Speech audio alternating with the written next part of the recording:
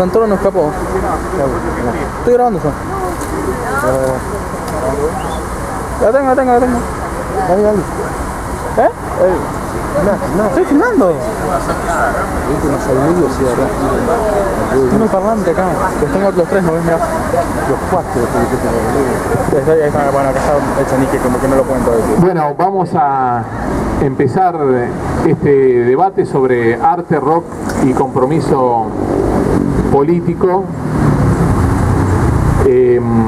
Mi nombre es Mariano Echenique, soy de acá de la Comuna 5 de Los Irrompibles y quisiera nomás decir dos ideas antes de presentar al primero a los panelistas. La primera es la vinculación que todos los militantes políticos sentimos desde chicos con el arte y en general y con el rock en la Argentina en particular. Pensamos que hay un ida y vuelta entre el compromiso político y el rock nacional, tanto en lo que tiene que ver con las distintas expresiones de la lírica, de las letras, que muchas veces remiten a esa mística, a ese compromiso, como también el hecho de que muchos artistas han tenido o tienen un compromiso no necesariamente partidario, pero sí ideológico, con ciertos valores y con ciertas ideas de cómo debería ser un mundo mejor. Bueno, vamos a escuchar en primer lugar a Leandro Santoro, a quien conozco desde que tenía 13 años, así que imagínense que es un amigo y actualmente el referente nacional de la agrupación en la cual muchos de los que estamos acá militamos, desde Los Irrompibles. Es politólogo, es docente en la Facultad de Ciencias Sociales de la UBA, fue en 2015 candidato a vicejefe de gobierno de la Ciudad de Buenos Aires por el Frente para la Victoria y subsecretario del Estado para la Reforma Política y el Fortalecimiento de la Democracia. Así que bueno, en primer lugar, escuchamos a Leandro.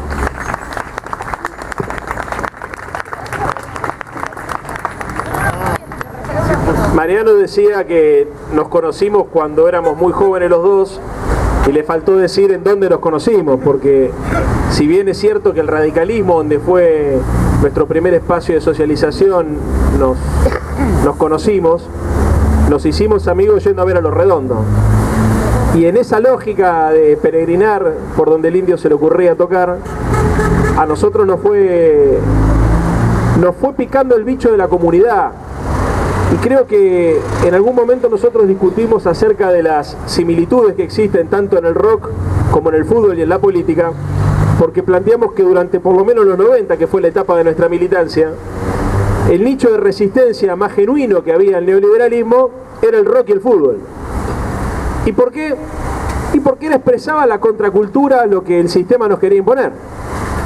Nosotros éramos pibe de una generación que había sido cagada a palos, no por la dictadura militar, sino por la desilusión, y también éramos producto de una generación que intentaba resistir a los mensajes dominantes de la época que estaban basados en la idea del consumo y la idea del mercado.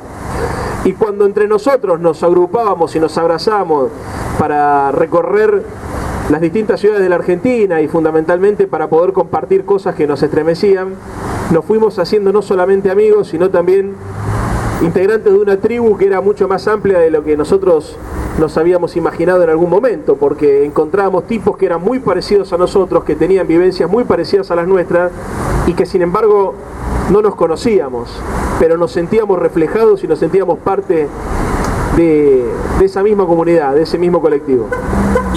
Y bueno, en esa dirección, acá estamos viendo la grieta, no sé si notarán porque tenemos los que tocan la bocina y saludan y los que nos insultan, pero también tiene que ver, digamos, con la lógica de reconocer y reivindicar lo que nosotros somos, porque para nosotros el rock y la política se construyó esencialmente como un grito de rebeldía en la calle. Y hay mucho de tribu urbana y hay mucho de reconocimiento del otro y hay mucho de reconocimiento en el otro, en el contacto físico, en el poder compartir algo más que las ideas, fundamentalmente compartir un espacio y compartir un espacio de resistencia. Como te decía, les decía hace un rato, durante mucho tiempo para nosotros el rock fue un refugio porque entendíamos que desde ese lugar podíamos no solamente comunicar y transmitir cuáles eran nuestros principales valores y nuestras principales ideas, sino que además podíamos ser verdaderamente nosotros. Por lo que se generaba con la banda, con cualquier banda de ellas, pero también fundamentalmente por lo que se generaba abajo. De hecho, en el año 2000 se empezó a estudiar esto como fenómeno sociológico, el entrecruzamiento del rock y el fútbol, porque aparentemente la cultura rock fue tomando parte y elementos de la cultura del fútbol, y el fútbol también fue tomando elementos de la cultura rock.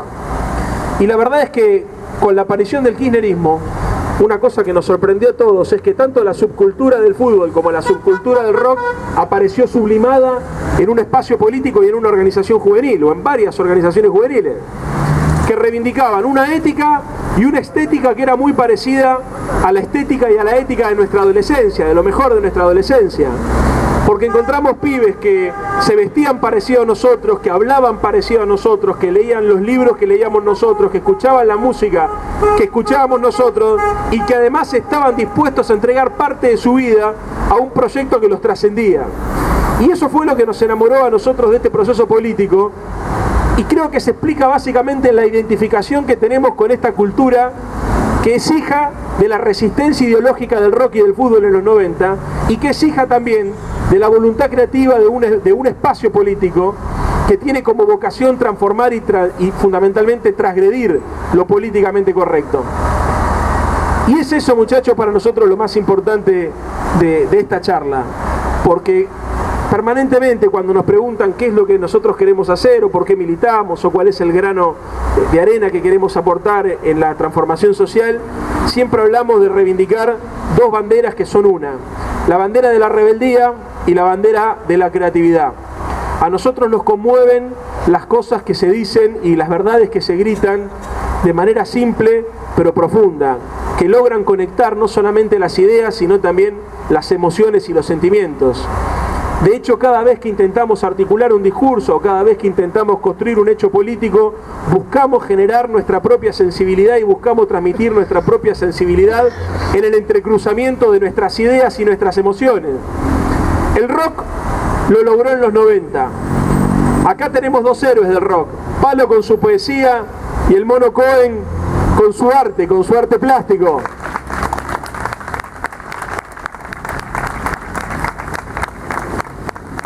Palo diciendo en un momento con sus metáforas lo que pocos estaban dispuestos a escuchar y a tolerar, y el Mono diciendo con sus dibujos también. El Mono creo que tuvo una peculiaridad, por lo menos para mí, que usted sabrá comprender, Palo. Yo siempre fui un hombre de la cultura ricotera y sentía que los dibujos del señor expresaban las imágenes que me venían a la mente cada vez que escuchaba a Los Redondos o cada vez que me conmovía con la poesía del Indio o con los riffs de Sky. Y la verdad que eso es mágico, muchachos, porque tener la capacidad de conmover a las personas tanto con la poesía como con las artes plásticas es de alguna manera transformar el mundo. Y también es de alguna manera rebelarse frente a la injusticia, porque las cosas que nos llaman la atención son las cosas que rompen con el discurso hegemónico y dominante. Eso es lo que hace la diferencia. Uno se conmueve y se siente identificado o en una letra, o en un dibujo, o en cualquier manifestación artística cuando descubre una novedad. Cuando hay una novedad, cuando uno encuentra que hay información, que hay un acontecimiento revolucionario en términos de que plantea un cambio profundo sobre las estructuras dominantes de la época, uno se siente reflejado y se siente conmovido. Y es muy importante que reivindiquemos esta dimensión los que hacemos política, los que tenemos inquietudes políticas, en momentos donde pareciera que todo es marketing, donde todo es publicidad y donde los discursos de los dirigentes y de los militantes políticos parecieran repetirse. Una de las cosas que más nos jodía en estos últimos años era sentirnos muchas veces escuchando discursos de dirigentes o de militantes políticos que lográbamos anticipar su final antes de que culminaran, porque sentíamos que estaban diciendo lo que algunos científicos, digamos, de la sensibilidad social, como son los profesionales del marketing o los profesionales de los focus group, les decían que tenían que decir. Y en esa lógica del seguidismo de encuestas, en esa lógica del seguidismo de las cualitativas, está la muerte de la política. La política tiene que ver básicamente con la capacidad de generar reflexión, con la capacidad de generar pensamiento crítico, con la capacidad de molestar. Y cuando uno se identifica con un colectivo, se identifica básicamente con un colectivo que molesta, que preocupa, que genera crisis, que conmueve, que moviliza, que rompe. Eso es lo que para nosotros expresa el rock y para nosotros expresa el compromiso político. La posibilidad de romper las estructuras, lo que en algún momento representó el punk rock. Nosotros en algún momento decíamos, somos el radicalismo punk, como idea de plantear la necesidad de romper estructuras y de plantear las viejas consignas y los viejos dogmas. Y eso es la bandera que cada uno de los militantes políticos del campo popular, provengan de las estructuras donde provengan, tienen que levantar. La capacidad creativa, la capacidad destructiva, la capacidad creativa y destructiva como parte de un mismo proceso dialéctico de construcción de la realidad. Ese es el mensaje que nosotros queremos dar, por eso queríamos que estén estos dos artistas con nosotros, para ayudarnos a pensar, para provocar ideas, para provocar nuevas reflexiones, pero fundamentalmente, compañeros, para permitirnos soñar en colectivo. Ese es el desafío del rock y para eso acompaña la cultura y para eso acompaña la política. Muchas gracias.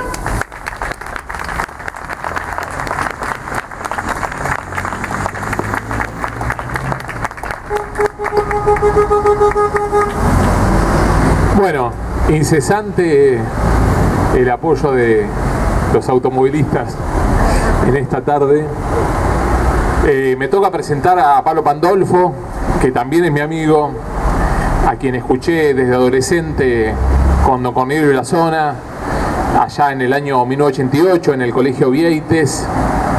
Después, en el 2001, lo pude conocer en persona en un recital que hicimos en Ciudad Universitaria, donde gentilmente nos ayudó con un problema técnico que teníamos para el grupo de Willy Polvorón, que yo estaba asistiendo, y que, bueno, a partir de ahí se dio una relación personal que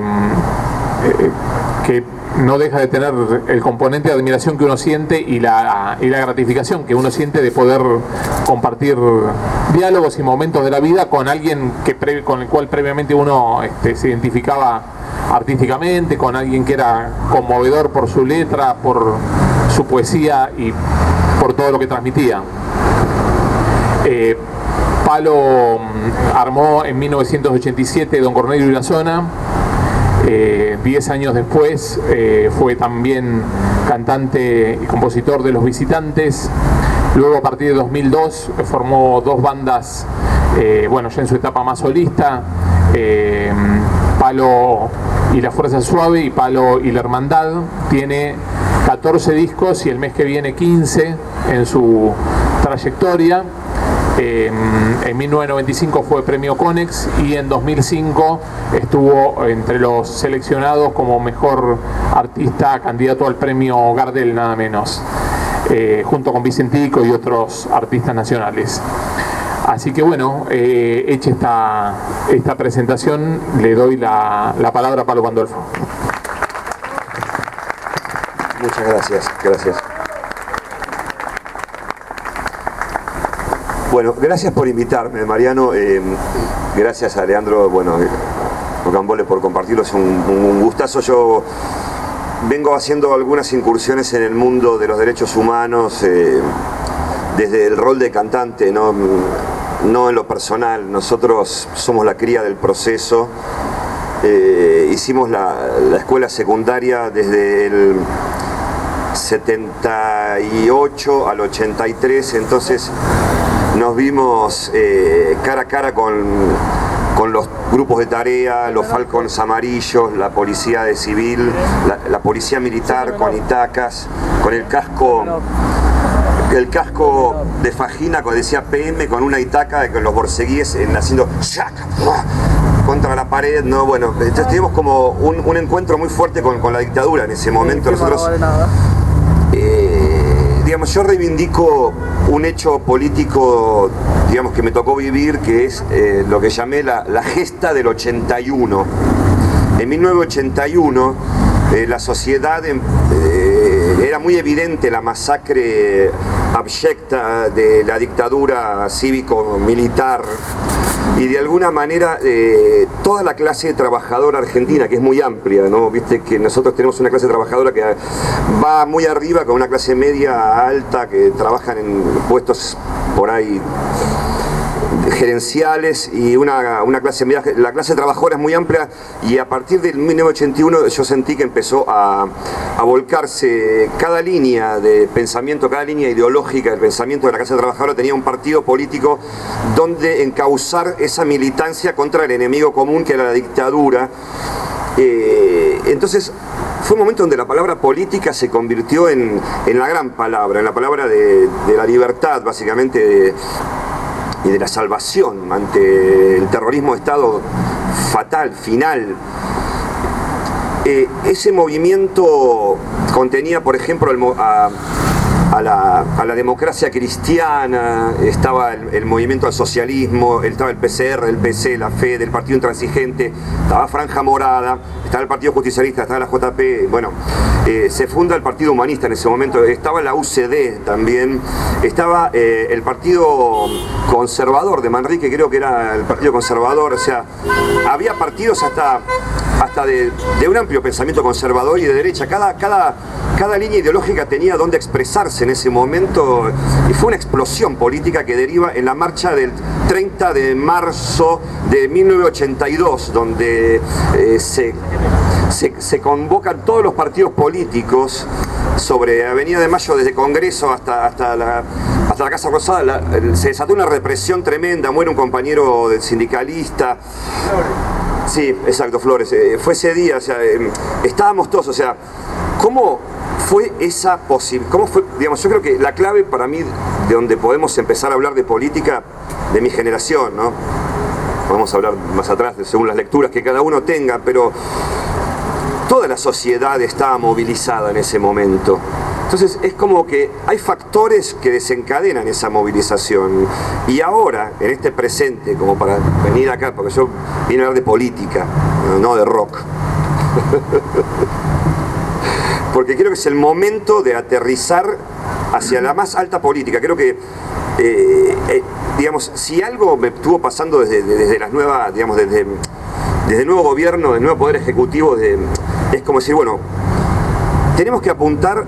Primero que nada, yo te escuchaba porque me interesa justamente saber lo que piensan ustedes desde la política, porque lo dijiste muy bien, para mí fue muy revelador escucharte, en el sentido de ¿qué es lo que carajo vamos a hacer ahora, digamos? Entonces digo, algo que pienso que tenemos que hacer es poner bien clara la idea política. Tenemos que poder llegar al nudo de nuestro pensamiento político. Yo lo digo ahora, después seguimos otro día, después esto recién empieza para mí, pero de alguna manera pongamos claramente en palabras simples y concretas cuál es nuestro pensamiento político. Para eso tenemos que discutir bastante. Y de alguna manera, como nosotros venimos del campo de la izquierda, el Partido Comunista, nos afiliamos en la Federación Juvenil Comunista en el 81, que a mí siempre, en ese momento, realmente lo digo con toda honestidad, o sea, me jodía que me hablen de la Unión Soviética. Claro, era el Partido Comunista, pero como yo era un adolescente y para mí era, digamos, la revolución contra los yanquis y la dictadura, de alguna manera no la vivía lo que significa el Partido Comunista, digamos, en la década del 70, 80, bueno.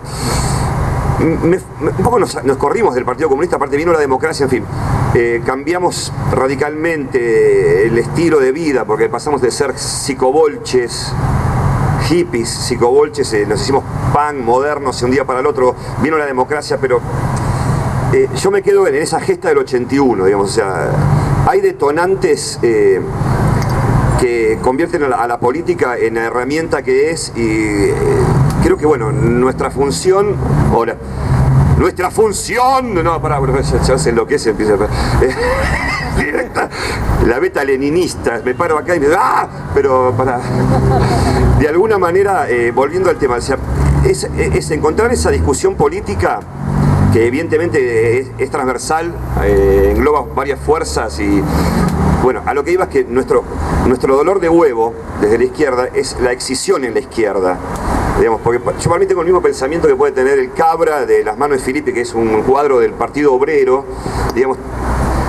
Hay diferencias, pero digamos, en el fondo vamos a un mismo pensamiento. Digamos, yo creo que hay que generar un pensamiento de izquierda bastante amplio, e incluso cuando hablamos de izquierda y derecha también estamos siendo un poco reduccionistas, o sea, porque pasaron los 90 sobre nosotros, pasó la contradicción de la política y podemos seguir preguntándonos si somos de izquierda o de derecha, o si un día la sangre me bulle locamente y hago cualquier cosa y no sé si soy de derecha o de izquierda, o sea, como...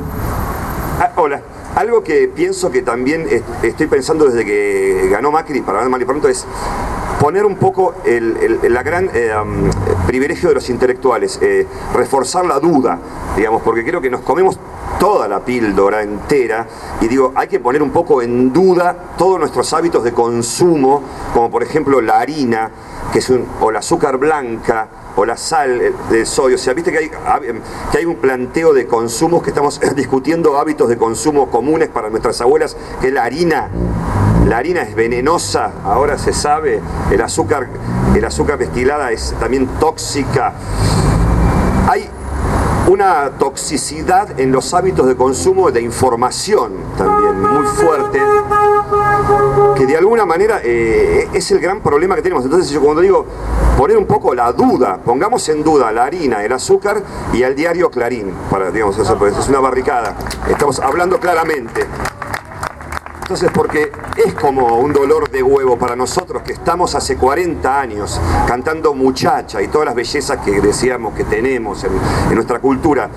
Porque si algo pasó en los 90 fue el empoderamiento de Clarín como medio de comunicación social de masas, porque digamos, yo como me dedico a venderme, utilizo eso para venderme, que siempre sos triturado y digamos mancillado, pero digamos, o sea, en los 90 se sentía mucho la manipulación de los editores de Clarín al desarrollar una nota sobre un disco como Maderita, por ejemplo, y vos decís un montón de boludeces, como yo ahora, con toda la buena onda, tratando de expresarme y de sacrificarme oralmente para poder comunicarlo, porque yo creo que en la improvisación y en la experimentación oral está la verdad política. Cuando uno habla, cristaliza los pensamientos y ahí se ordenan, digamos, o sea... Eso es una nota también para mí, es lo mismo, empiezo a hablar y digamos, un título puesto en una nota te hace mierda, te destruye, digamos. Entonces yo lo fui viviendo en carne propia. Yo no necesitaba que venga el kirchnerismo a decirme que Clarín manipula la información en detrimento de las buenas emociones, de las buenas vibraciones, siempre generando malas vibraciones. O sea, lo he visto en muchos compañeros artistas y músicos, músicas. Entonces, esa es la píldora de la duda que, digamos, o sea, yo creo que nuestro problema está centrado en la ciudad de Buenos Aires, en la ciudad de Córdoba, en la ciudad de Mendoza, pero yo soy políticamente incorrecto, siempre voy a ir con los botines de punta, porque soy la cría del proceso y yo soy fuerza de choque contra la reacción. Nosotros somos gente muy militante. Lo que pasa es que no quiero abusar del nombre de Palo Pandolfo, que vende canciones a la gente para decir, pero eso era hasta hoy, porque creo que en esta temporada yo me vengo preparando. Yo estaba esperando que... Perdón, me voy a poner de presión, no puedo estar sentado. Perdón. Yo quería agradecerte e invitarme por lo siguiente, o sea, estaba esperando... Gracias. Estaba esperando que el radicalismo hiciera algo. Digamos, yo estoy acá porque quería que el radicalismo me diga algo a mí, como ciudadano, como chabón que camina por la calle, y decir, bueno, entonces me parece muy alentador el movimiento alfonsinista Forja frente a Paravictoria. Creo que es algo de lo cual yo estaba esperando y de alguna manera decía, tiene que haber un gesto, porque es un partido, digamos, de Irigoyen, que se planta en lo popular, que le hacen el primer golpe. ¿Por qué? ¿Por qué le hacen el golpe a Irigoyen? Por el petróleo, por la política. Por el petróleo, por el resentimiento contra el pueblo que había accedido por primera vez a la Casa de Gobierno, por derechos que se habían adquirido en las sociales, como la jubilación de los ferroviarios, por un montón de cosas que habían generado el resentimiento de sectores oligárquicos, digamos, y la reforma universitaria. Bueno. ¿Qué fuerza extranjera apoyaba el golpe del 30 Irigoyen? Eso es lo que yo no sé. ¿Qué aliados extranjeros contó el golpe de Irigoyen?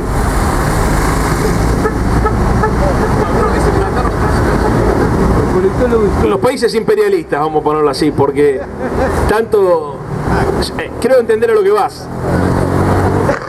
El radicalismo fue también un movimiento de ruptura. Sí, Y nació tirando tiros, porque mucha gente piensa que el radicalismo nació con De la Rúa. Nació con 3 revoluciones armadas, hay muertos. En el cementerio de la Recoleta hay un pabellón de los muertos, los caídos en la Revolución del Parque. Y también el radicalismo supo hacer de la revolución y de la lucha armada una bandera de acción política, una consigna de acción política en momentos donde estaba prohibida la palabra y donde para imponer algunas ideas era necesario también ejercer la violencia. Y lo hizo para terminar con la violencia política y para permitirle a la Argentina una salida alternativa y una alternativa democrática. Termino con esta idea nada más. Los movimientos nacionales y populares, el radicalismo, el peronismo, la izquierda nacional, fueron siempre espacios políticos que propusieron, como decías vos, nosotros lo solemos decir esto, militar la duda, o sea, planteaban que la duda era infinitamente más revolucionaria que la certeza, porque se hicieron grandes porque supieron decir que no, cuando la mayoría de los partidos del sistema te pedían todo el tiempo que dijeras que sí. Por eso nosotros decimos que en este momento histórico, donde la pelea es contra una derecha más sofisticada, que es la derecha que tiene el barniz de los medios de comunicación, con millones de dólares en publicidad, en marketing político, con manipuladores de la opinión pública, donde el símbolo de la derecha hoy es el lobo amarillo, y donde supuestamente ellos vienen a representar la falsa alegría, la alegría individual, la alegría de la realización del consumo, la única forma de congregarnos a construir un mensaje contracultural es militar la pasión, y la pasión se hace, compañero, de manera colectiva, a mano y sin permiso.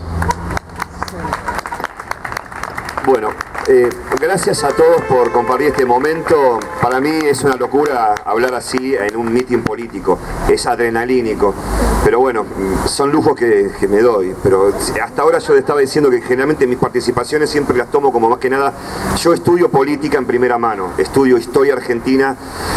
Pero bueno, creo que por la edad que tengo 51, digamos, soy padre de 3 hijos, o sea, creo que pasó mucha agua bajo el puente y es un momento justamente donde si la revolución no va a ser ahora, como decía Leonel Rugama, sandinista, 19 años acribillado en la Gaceta, fertilicemos el campo para cuando la revolución crezca algo positivo, un buen fruto.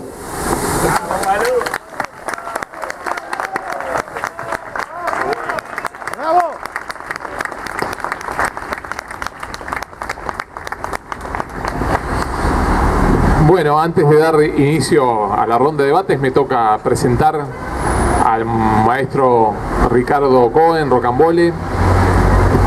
Él empezó a dibujar de niño allá por los años 50.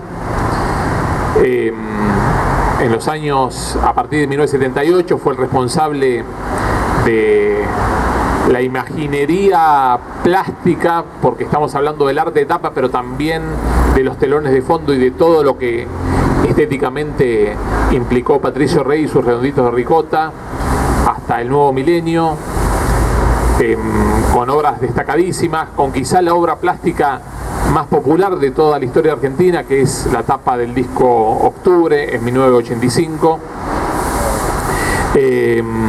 Rocambole fue vicedecano de la Facultad de Bellas Artes de La Plata, subsecretario de Cultura de la Universidad de La Plata, director de cátedras libres de esa universidad.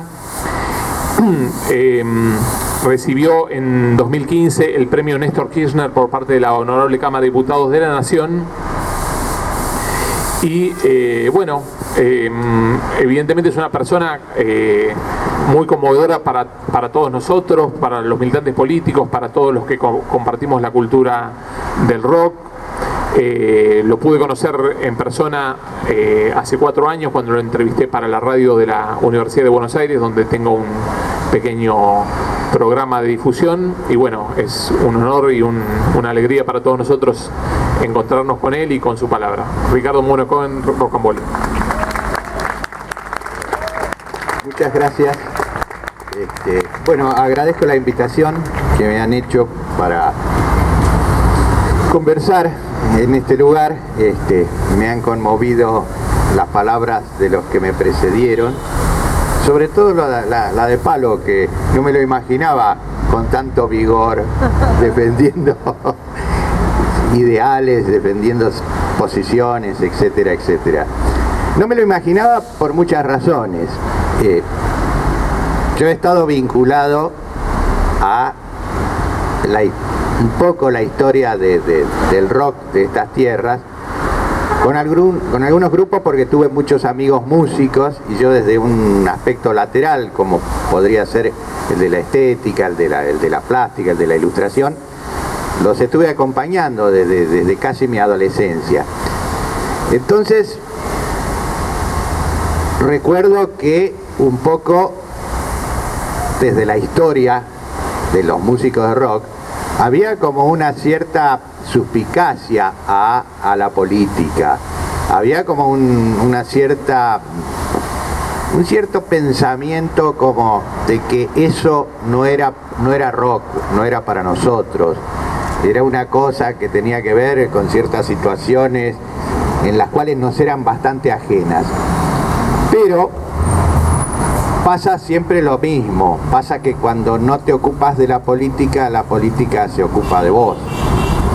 Entonces pasaba que los primeros grupos de rock nacional fueron perseguidos porque tenían el pelo largo, pasaron muchas estrellas de rock de épocas, de las primeras épocas, se pasaban la vida en las comisarías, y todo eso tenía que ver con una ideología imperante.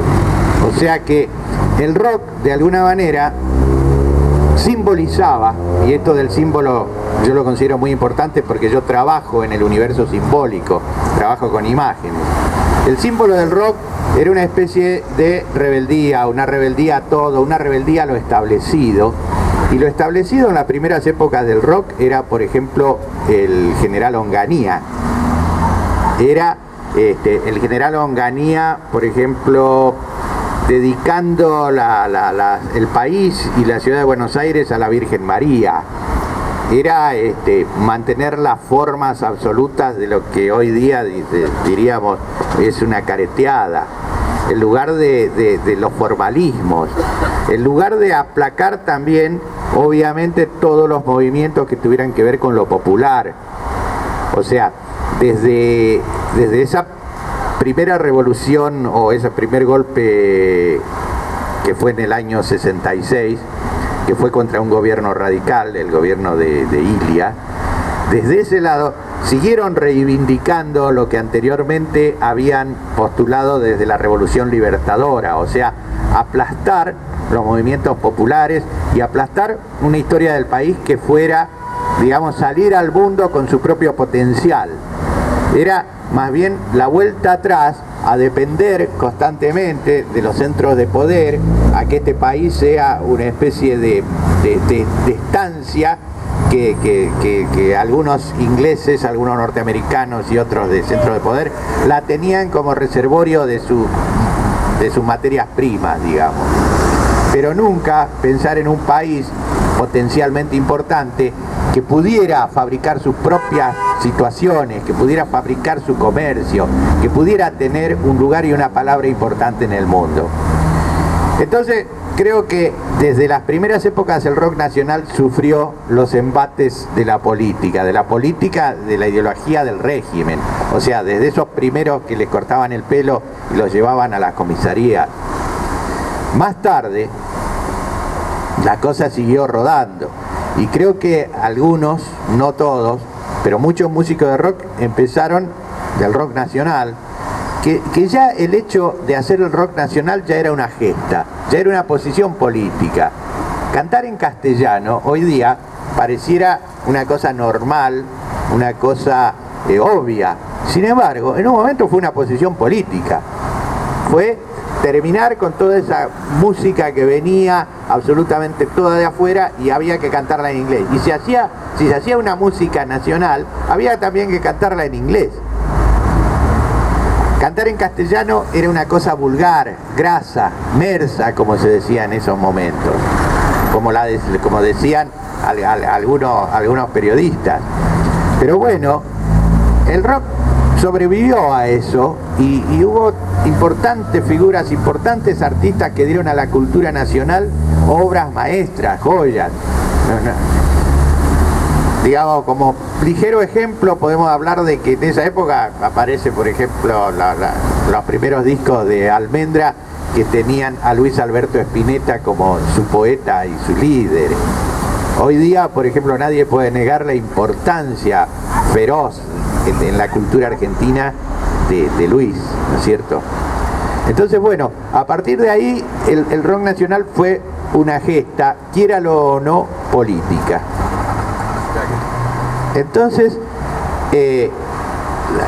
las circunstancias siguieron, hubo idas y vueltas, como estamos acostumbrados en la Argentina, de golpes militares, de idas y vueltas de democracias, a veces, digamos, leves, a veces, digamos, de corta duración. Viene obviamente la época del proceso. Un poco antes, yo creo que ya podíamos contar con letras de rock que hablaban de alguna manera, digamos, metafórica, de muchas circunstancias políticas. O sea, toda la historia de Sui Generis puede entrar dentro de ello. Y pueden entrar incluso muchas letras de ese rock elemental, como puede ser el rock cuadrado, el blues, las letras de Papo, ¿no es cierto? Pero todas empezaron a tener casi siempre un cierto nivel de decisión en cuanto a lo que querían decir. O sea, tener contenido para la música, para una música popular, ya era una actuación, una actitud política, porque lo que querían habitualmente los regímenes que se instituyeron en la Argentina era tener una juventud banal, una juventud como la que hoy estamos hablando ahora de las fiestas electrónicas. Querían una juventud banal, que solo bailara y no pensara, consumiera cerveza con papas fritas y nada más, nada, ninguna actitud, que se recibieran en una universidad privada y que después entraran al servicio de multinacionales. Algo así era la propuesta, siempre fue esa. Sin embargo, el hecho de que alguna parte del rock tuviera contenido empezaba a incitar a pensar, y sobre todo a las clases un poco menos digamos, privilegiadas, ¿no es cierto? Hay un momento en que del rock se apoderan, digamos, el aluvión zoológico, se apoderan la gente que habitaba los suburbios, ¿no es cierto? Hubo un fenómeno, a mí me tocó vivirlo porque yo trabajé, como conocen, con Patricio Rey y sus redonditos de ricota. Patricio Rey y sus redonditos de ricota nacieron, como la mayoría de los grupos que yo tuve que ver, en la ciudad de La Plata. Y nacieron en una época negra y nefasta, en la más negra y nefasta de la Argentina. Como propuesta, la propuesta era preservar un poco del estado de ánimo, porque la muerte andaba por las calles. No se podía, los jóvenes no se podían reunir, si veían algún barbudo por ahí caminando por la calle, lo levantaban y quién sabe qué era de él. Mientras tanto pasaban terribles cosas donde desaparecía cantidad de personas que estaban vinculadas a la militancia de diversos tipos, de sindicatos, de grupos políticos, etcétera, etcétera. Pasaban cosas atroces. Entonces nació como para preservar el estado de ánimo antes de la muerte, como, digamos, bueno, ya que vamos a morir todos, un poco hagamos algo, mantengamos una resistencia cultural. Y incorporó un poco una cierta poética que muchos pensaron, esa poética nunca la van a poder entender los grupos suburbanos.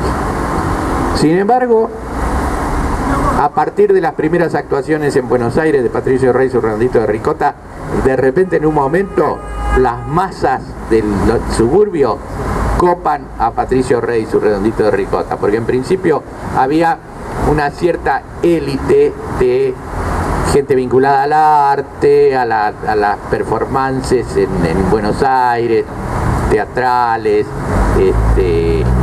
plásticas, etcétera, un cierto grupo reducido, pero de repente, aún a pesar de los integrantes del grupo, la masa se apropia del grupo. Y también, obviamente, se apropia de su estética, se apropia de sus banderas. Y a mí me tocó trabajar dentro de esa estética. En muchas instancias pensamos en incluir un mensaje político, pero digamos por diversas situaciones que provenían a lo mejor de estas épocas en que todo era difícil y era peligroso, la inclusión era metafórica, era con mensajes a lo mejor muy poéticos, muy surrealistas, ¿no es cierto? Pero bueno, a partir del segundo disco de Los Redondos decidimos que no, que el mensaje tenía que ser un poco más claro. Entonces, la idea fue hacer un homenaje a todas las revoluciones, un homenaje general a todo en la historia, a todos los que se habían rebelado contra sus opresores. Entonces, bueno, esa estética fue bastante conocida, multitudes, banderas, personajes rompiendo cadenas, etcétera, etcétera, etcétera. Iglesias incendiadas, y también dentro de las letras algunos mensajes. Siempre, incluso desde mucho tiempo atrás, yo en una época, alrededor de fines de los años 60, trabajé con un grupo platense que se llamó la Cofradía de la Flor Solar. Ya desde esa época, siempre se pensaba que un disco de música no era un artefacto que contenía música solamente. Se pensaba en lo que en muchas épocas de la historia se llamó el arte total, o sea, hacer confluir diversas disciplinas artísticas en un solo mensaje. Entonces, la idea era que tanto la imagen como la poesía como la música fueran un todo y que no digamos la representación plástica pudiera ser una ilustración, sino que fuera parte del mensaje. Entonces así lo entendimos cuando fue el segundo disco de Los Redondos, Octubre, que bueno, tenía un mensaje político ya bastante clarito. Entonces, siguiendo con esta historia un poco salpicada de rock nacional, creo que casi toda la historia del rock hasta estos tiempos, del rock nacional, está vinculada a ideologías, está vinculada a políticas. No todo, obviamente. Obviamente que siempre hay situaciones en que hay gente que prefiere comercializar su arte, ¿no es cierto? Y no sé si podemos seguir llamándolo arte cuando se comercializa. A mí me parece que arte, política, ideología, conciencia, sentido, mensaje, está todo íntimamente mezclado. Yo creo que principalmente un artista tiene que estar comprometido con su obra. O sea, no creo en el panfleto, no creo que cualquiera pueda, porque hace una canción cualquiera o una imagen cualquiera, puede con eso contribuir, digamos, a ciertas luchas políticas.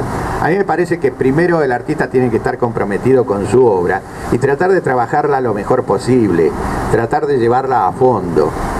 O sea, así como que diría que un médico comprometido tiene que ser un gran médico, así como diría que un zapatero comprometido tiene que ser un gran zapatero. Pienso fundamental eso. Y a partir de ahí creo que sí, sencillamente cualquier acto es político y cualquier cosa que haga un artista de fuste va de alguna manera a trasuntar lo que piensa, su posición en el universo, en el espacio, en el país.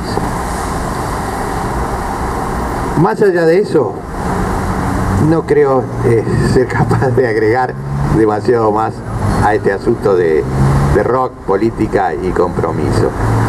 Hubo muchos momentos de esta historia en que grandes artistas estuvieron comprometidos. No puedo dejar de mencionar a León Gieco, no puedo dejar de mencionar a muchos otros que estuvieron vinculados a todo esto. Pero bueno, espero que siempre sea así. Un personaje un tanto cuestionado y un tanto urticante, como puede ser Aníbal Fernández, me dijo una vez: y yo soy político porque Los Redondos me enseñaron política. Y ya a mí me causó gracia esa cuestión.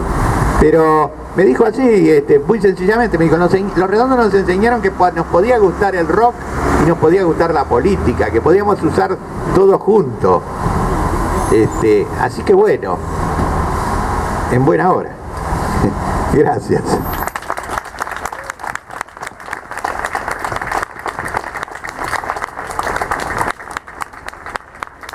Le quiero decir a Rocambole, recién ustedes sabrán, El Esclavo debe ser uno de los dibujos más tatuados en la Argentina. No solamente de las obras más difundidas, sino el hecho de que cientos de miles de pibes lo hayan elegido para tatuárselo en la piel como símbolo de tal